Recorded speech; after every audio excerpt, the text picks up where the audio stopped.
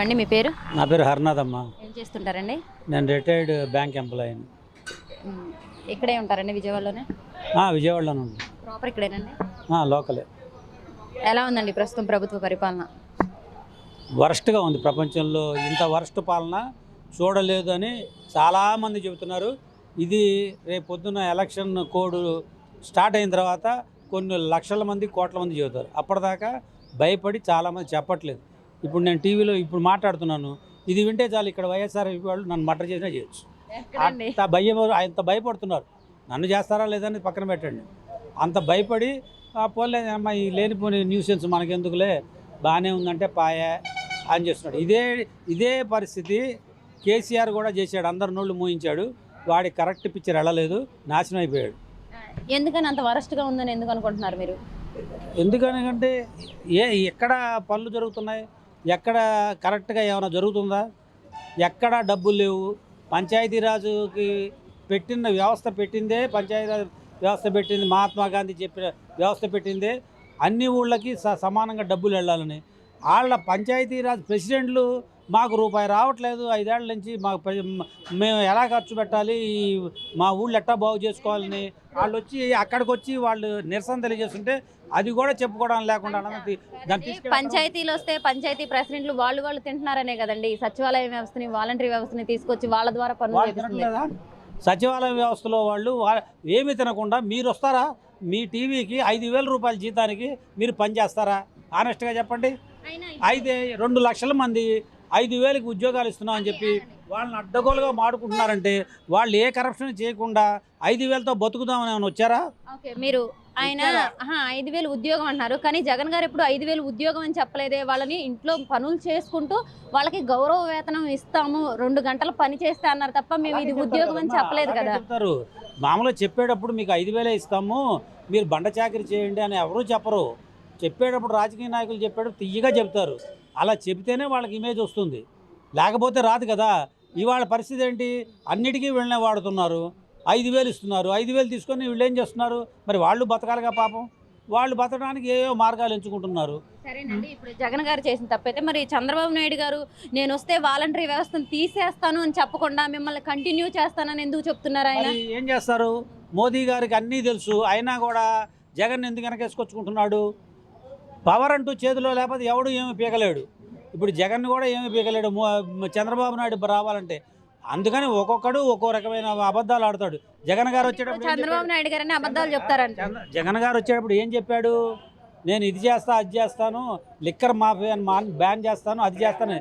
అదే లిక్కర్ని 25 ఏళ్ళు తాకట్టు పెట్టి డబ్బులు తెచ్చి మళ్ళీ ఖర్చు పెట్టేశాడు. ఆయన ముందుని నిర్మూలిస్తాను, అది విడతలు రేట్లు పెంచేస్తాను అధికంగా అని అన్నారు. అలాగే అధికంగా రేట్లు పెంచేశారు, కానీ తాగమని ఆయన ఏం చెప్పలేదు. నేను రేట్లు పెంచేస్తాను, మీ ఇష్టమైతే తాగండి, లేకపోతే ఆయన తాగమని చెప్పట్లేదు కదా. ఎవరు చెప్పక్కర్లేదమ్మా, ఎవ్వరు కూడా చెడును చెప్పక్కర్లా. ఈ చెడును మీ ముందు పెడితే చెడేనా? తాగడం చెడువేనా? తాగటం చెడా కాదా అనేది అది మళ్ళీ తాగేవాడి వ్యక్తిత్వం, వాడి ఆలోచన. తాగటము తాగకపోవటం అనేది వాడి విషయం. అయితే లిక్కర్ రేట్లు పెంచేసేసి ఇష్టం వచ్చినట్టు చేస్తే వాడు ఒక రిక్షా వాడు ఉన్నాడు, రాత్రి దాకా కష్టపడతాడు, వాడికి వచ్చేది 200 రూపాయలు. అందులో ఇదివరకు 50 రూపాయలు పెట్టి తాగి పడుకుండేవాడు, ఇవాళ 150 పెట్టి తాగి పడుకుంటున్నాడు. వాడికి 50 రూపాయలు, ఆడికి మిగిలింది ఇంత 50. ఆడికి భార్య ఏం చేస్తుంది? అదే అందుకనేనా చంద్రబాబు నాయుడు గారు తమ్ముళ్ళు మీరు తాగండి, నేను మద్యం రేట్లు పెంచుతానని చెప్తున్నారు? ఇప్పుడు చెప్పడం వేరు, నేను ఇది ఆల్రెడీ చెప్పాను మీకు. ఒక పవర్లోకి రావడానికి ఒక నాయకుడు 100 అబద్ధాలు ఆడతాడు. 100 అబద్ధాలు ఆడుతున్నారు చంద్రబాబు నాయుడు గారు. చంద్రబాబు నాయుడు గారి సంగతి కాదు చెప్పేది, వినండి. చంద్రబాబు నాయుడిని సపోర్ట్ చేసేటప్పుడు అప్పుడు చెబుతాం. ఇప్పుడు ఏంటంటే పవర్లోకి రావడానికి ప్రతి నాయకుడు అబద్ధాలు ఆడతాడు. మరి జగన్ గారు వచ్చేటప్పుడు కూడా అన్ని అబద్ధాలు ఆడాడు. నేను మడవ తిప్పను అన్నాడు, ప్రత్యేక హోదా అన్నాడు, 25 మంది ఎంపీలు ఇమ్మన్నాడు, 25 మంది ఎంపీలను ఇచ్చారు. దగ్గరికి వెళ్ళి దండం పెట్టి వెంకటేశ్వర బొమ్మ లడ్డూ పెడుతున్నారు. తిరుపతిలో ఇవాళ పరిస్థితి ఏంటి? అంతా కూడా ఇదైపోయింది. కనీసం తిండి కూడా సరిగ్గా పెట్టట్లా. స్వామివారికి కొన్ని వేల కోట్ల డబ్బులు తిరుపతిలో అన్నప్రసాదానికి ఇస్తున్నాయి, అది సరిగ్గా పెట్టట్లా. సీనియర్ సిటిజన్లు ఇదివరకు చక్కగా కర్డ్ రైసును ఇవి పెట్టేవాళ్ళు, ఇవాళ చిన్న చిన్న బౌల్లో పెట్టి ఇస్తున్నారంట. చచ్చిపోతున్నారా? వెంకటేశ్వర స్వామి టెంపుల్ డబ్బులు తినేయాలి, చర్చి డబ్బులు తినేయాలి, అన్నీ తినేయాలంటే ఎట్లా? అది అలా కరప్షన్ను అడుగున పెంచి పోషిస్తున్నారు. గత ప్రభుత్వంలో కూడా తినేశారని చెప్పేసి అప్పుడు ఉన్నాయి కదా, జన్మభూమి కమిటీలు పెట్టేసి తినేశారని కూడా ఉంది కదా. చెప్పు మీద కొట్టినట్టు చంద్రబాబు నాయుడు దింపారు. వీడు చిన్న దొంగ అయ్యాడు, ఇవాళ పెద్ద దొంగను తెచ్చుకుని పెట్టుకున్నాం. పొయ్యిలోంచి పెనంలోంచి వెళ్ళి పొయ్యిలో పడ్డాం. పెద్ద దొంగ అయినా సరే తీసుకుంటున్నారు జనాల దగ్గర, జనాలకే పెడుతున్నారు. కానీ మరి చంద్రబాబు నాయుడు గారు తీసుకున్నారు, జనాలకు పెట్టలేదు అంటున్నారు కదా. తొందరలో బయటకు వస్తుంది. కాళేశ్వరం ప్రాజెక్ట్ చాలా గొప్పదని, ప్రపంచంలోనే ఇంతకంటే గొప్పది లేదని 1,00,000 కోట్లు పెట్టి కేసీఆర్ బోర్డు అంత పబ్లిసిటీ చేసుకున్నాడు. ఇవాళ కాళేశ్వరం ప్రాజెక్టులో ఎన్ని బొక్కలు ఉన్నాయో ఇంకో ప్రభుత్వం వచ్చిన తర్వాత చెబుతుంది. అలాగే స్విచ్ నొక్కంగానే 1,00,000 మందికి డబ్బులు వెళ్తున్నాయి అన్నారు. కానీ 1,00,000 మందికే వెళ్తున్నాయో, వీళ్ళ కార్యకర్తలు ఒక 50,000 మందికి ఒక 50,000 మందికే నిజమైన వీళ్ళకి వెళ్తున్నాయో ఎవ్వరికీ తెలియదు. ఆ స్విచ్ నొక్కేవాడు కానీ ఆ లిస్టు కానీ బయటికి రాదు. ఎందుకు వస్తుంది? వీళ్ళు వెళ్ళిన తర్వాత కొత్త గవర్నమెంట్ వస్తే వస్తుంది. ఎవడైనా అడిగితే వాడు సచ్చాడే. నెక్స్ట్ డే నుంచి వాడి మీద దాడులే.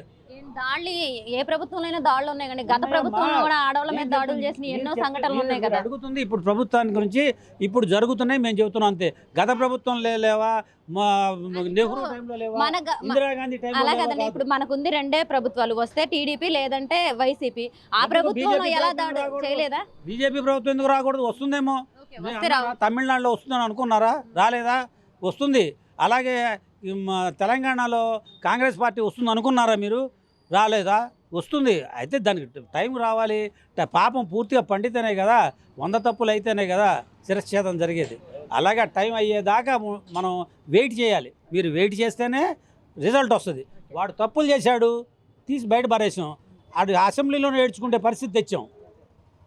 అదే వీళ్ళు తప్పులు చేశారు, ఇంతకంటే దౌర్భాగ్యంగా ఏడ్చే పరిస్థితి రావచ్చని మనం ఊహిద్దాం.